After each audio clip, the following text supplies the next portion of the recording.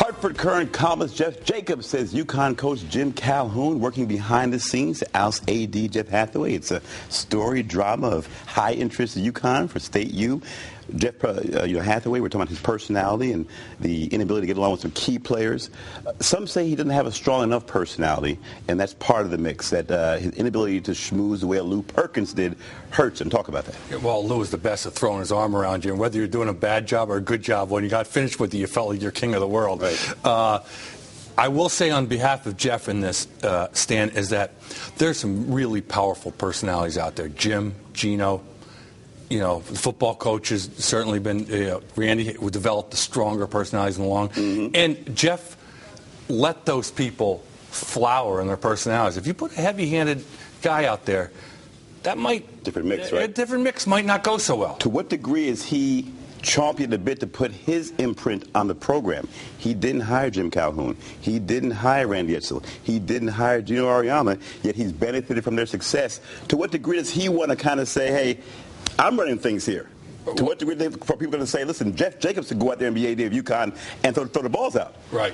Make a few schedules. Right. So does he have sort of a need to show people that he has some power here? Well, that's been the kind of hole that he hasn't filled yet. And, Pasqualoni is an older coach. New football coach? Yeah, new football coach. I see him as a bridge to the future. Not a weakness, but a bridge. I'm mixed on that, but that's an argument for another time. But the big one is the basketball coach. Right. Jim wants to pick a successor.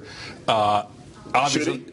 I think he should have, and that's one area that I do feel that he should have great influence. Not Pickett.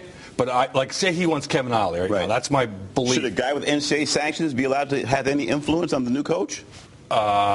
He's got a lot of years of no sanctions too. So I would say I believe that he should have influence. And I think Hathaway has said he'd be a fool not to listen, and he would be. Having said that, I would try and develop, say, Kevin Ollie.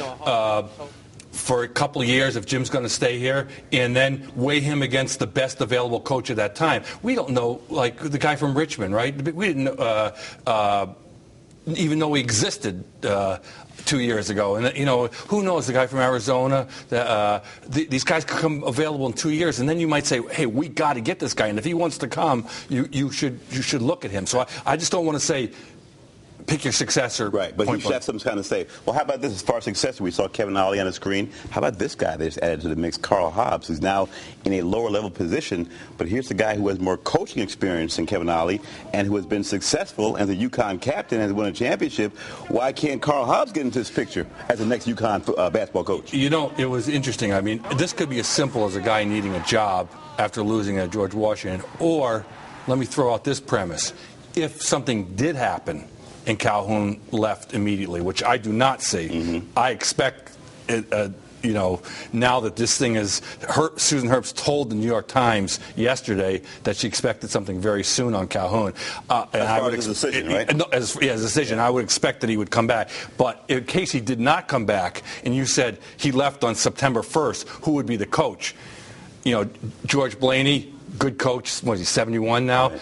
Ollie, going to be a good coach, but Carl would be the guy that, I would say, would on paper for the best guy in house, right? Yes, on paper for next right. year. Yeah. How about this guy now, acolyte of Calhoun, Tommy Moore over Quinnipiac, doing some great things with the lower level program. He was nicked a bit with NCAA situation. His name was mentioned. To what degree could Tommy Moore elevate by the time Calhoun decides to step aside? I thought Tom Moore was going.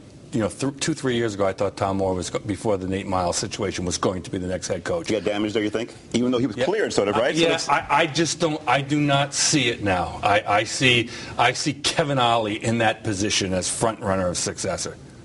The announcement with Calhoun, you intimated in your column, there's some speculation that Calhoun is holding off on this announcement, perhaps as leverage in the Hathaway situation. Any credence to that? Is he saying, has he told Herbst it's me or this guy Hathaway? I certainly hope not. I don't believe so. I think he's way too smart to ever say something like that. But we have nothing here to indicate that he said it's either me, that one of us has to go. We don't have any indication we've gotten that level where he's saying it's either me or Hathaway. No, but isn't it kind of crazy that the national championship coach, it's now August 1st, and we haven't heard whether he's really coming back or not? What if he's relishing in all the, he's getting a lot of love now. He got beat up last year. What if he's just saying, you know what, I'm going to enjoy this a little bit and just He got love. He got love in April. He got love in May, June, and July. Stan, it's almost August. It's time to come home. It's a love fest. All right, Jeff Jacob, thanks for your time. We appreciate it. Thanks. When the show continues, we'll talk with DJ Buck and Nancy Barrow from Hot 93.7 about the untimely death of singer Amy Winehouse